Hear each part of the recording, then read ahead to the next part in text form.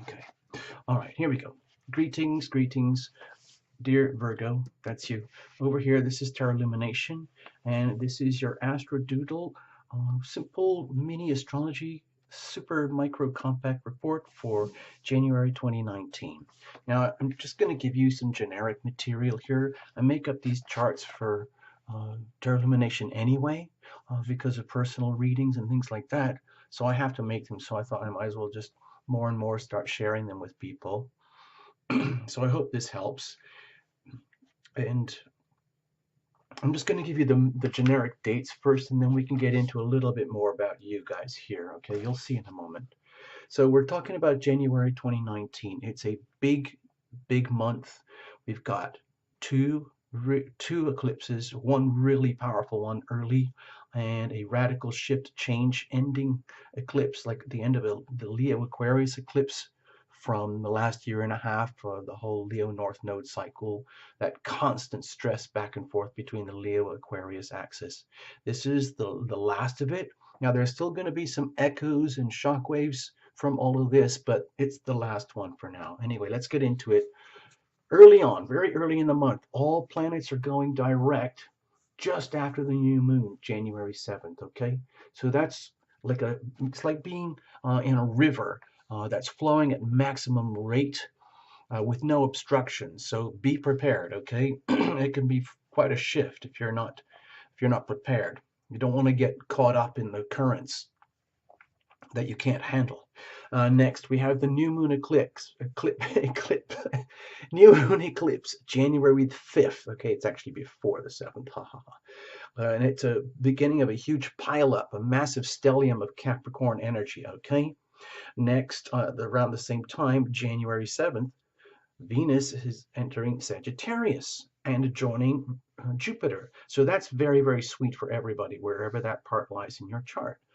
Also, we've got the big eclipse at the end of the month, and the same time that Sun is entering Aquarius on January 20th. So we have a full moon lunar eclipse. So we're right on the 0 points here. So it's a really tight, really strong, really like high impact energy. Okay, the moon will be in Leo, the sun will be in Aquarius. Now, when you do this, like we do on the other reports, watch for your sun, moon, and rising. Squish it all together and see if you can make any sense out of this for yourself. Okay. Now, also with the eclipses. Okay, let's get into it.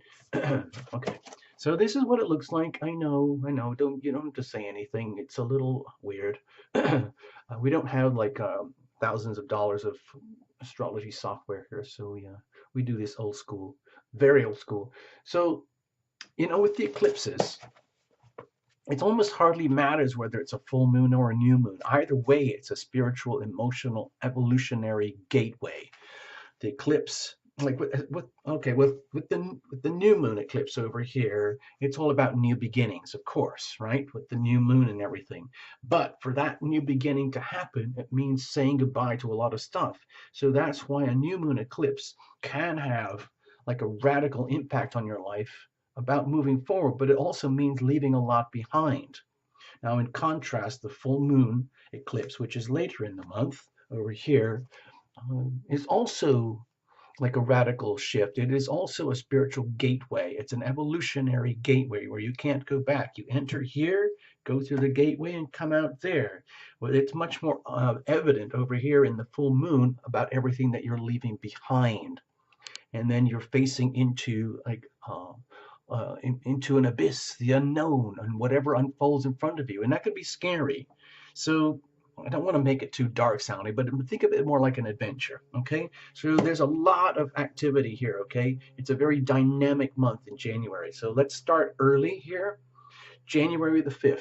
Okay. Right over here, we have the new moon, Capricorn solar eclipse over here in your 5th house. And look at that massive stellium of Capricorn energy already piling up around here during the month, okay? And that's all in your 5th house of creative self-expression, true love and romance, fun, happiness, creative expression, like being your shiniest, most awesome, radiant, loving self, like being a movie star, like being a pop star, like being an actor, an artist, a performer, on in your light, full 5th house light.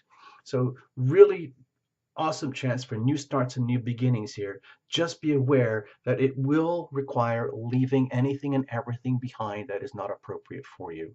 Dear angels, dear heaven, please bring to me that which is mine.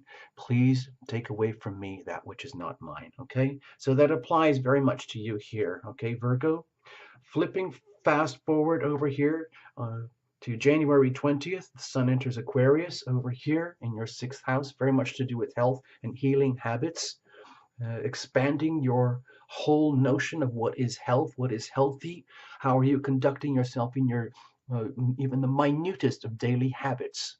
Are you healthy?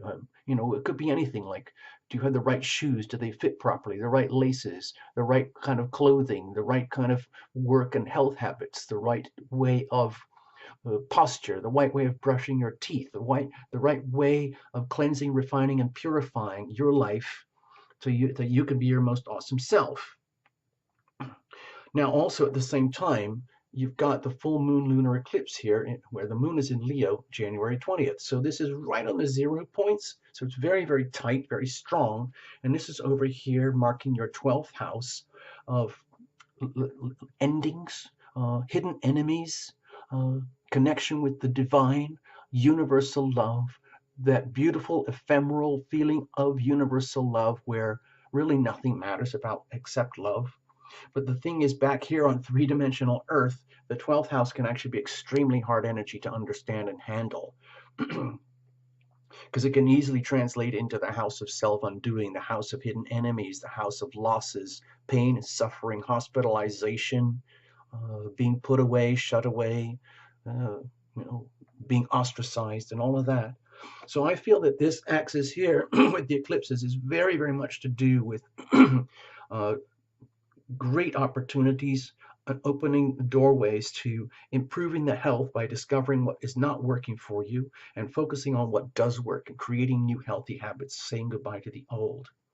Now, over here, when we've got Venus in Sagittarius and with Jupiter, it's in the foundations of your life. So you might be getting these really like sense of divine blessings happening for you in the context of home and family, the foundations of your life, where you're seeing opportunities for health and healing and abundance and beauty. Okay, some way, shape, or other. Okay, there's other stuff going on, but it's not on this little doodle here. Okay, I hope this helps you, Virgo.